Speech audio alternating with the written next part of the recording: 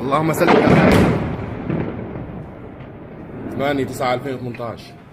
هێرش ئاسمانەکانی ڕژێمی سووریا و رووسیا بۆ سەرهێزەکانی ئۆپۆزیسیۆن و هاوڵاتیانی مەدەنی لە شاری ئیدلەبی باکووری خۆرئاوە و شاری حەمای ناوەڕاستی سووریا بەردەوامیان هەیە کە دوایی ناوچەی ژێردەسەڵاتی ئۆپۆزیسیۆنی سووریان.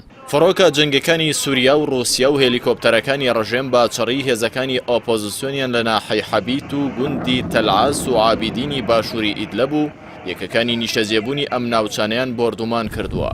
ئاوکات هێلیکۆپتەرەکانی سەربەڕژێم بە بۆمبی بەرمیلی هێرشیان بۆ سەر نەخۆشخانەیەکی ناحەی لە تەمنەی باکووری حەما ئەنجام داوە. لە ئاکامی ئەم هێرشانەدا ژمارێک کەس کوژراون و بریندار بوون.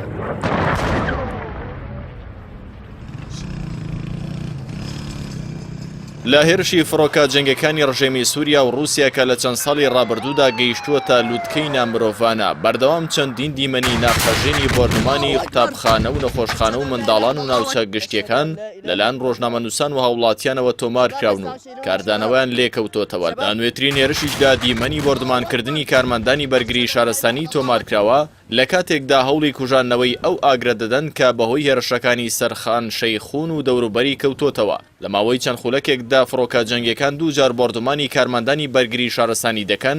ئەنەس دیاب کە کارمەندی بەرگری شارستانیە و بە برینداری دیمەنەکەی سات بە ساتی هێرشەکەی تۆمار کردووە. شایەتومان دەهێنێت ئەمەش بووەتە جێگەی سەرنج. أشهد أن لا إله إلا الله وأشهد أن رسول الله. الحمد لله. لەگەڵ شەڕبوونەوەی هێرشەکان بۆ سەر ئیدلەب کە هاوسنوورە لەگەڵ پارێزگای هاتای تورکیا. سوپای تورکیاش بەردەوامە لە سەرناردنی هێزی سەربازی و تانک و زرێپۆشی زیاتر بۆ سەرناوچەی سنووریەکانی وڵاتەکەی.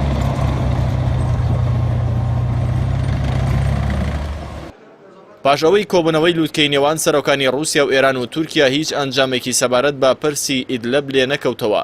رووسیا و ڕژێمی سووریا هێرشەکانیان چڕ کردوتەوە. هەرچی تورکیا شاهەوڵی هێورکردنەوەی بارودۆخەکە و بەرگرتن باڕوودانی هێرشی زەمینی دەدات. هەر بۆیە ڕۆژانە هێزی زیاتر ڕەوانەی ئەو خاڵانەی ناوچەکانی کەمکردنەوەی بارگرژی لە ئیدلەب دەکات کە پێشتر لەگەڵ ئێران و رووسیا لەسەری ڕێک کەوتبوون.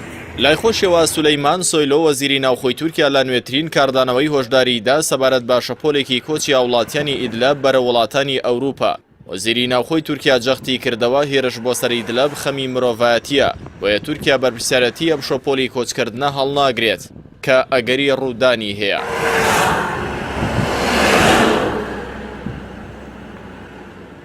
پێشتر دۆناڵد ترامپ سەرۆکی ئەمریکا و وڵاتانی ئەوروپا چەند جارێک هۆشداریان لە مەترسیەکانی هێرش بۆ سەر ئیدلەب داوە و هۆشداریشان داوەتە ڕژێمی سووریا لە ئەگەری بەکارهێنانی چەکی کیمیایی لەم ناوچەیە ئەوە وەڵامی توندیان بۆی دەبێت. لە نوێترین کاردانەوەشدا ژەنەڕاڵ جۆزێف دانفۆرد سوپاسسالاری ئەمریکا ڕایگەیاند پنتاگۆن سەرخاڵی تاوتوێکردنی بەکارهێنانی بژاردەی سەربازیە لە دژی ڕژێمی سووریا ئەگەر بێتەوە وڵاتە چەکی کیمیایی لە ئیدلەب بەکار بهێنێت. دانفۆرد وتیشی هێشتا بڕیاری کۆتاییان لەم بارەیەوە نەداوە.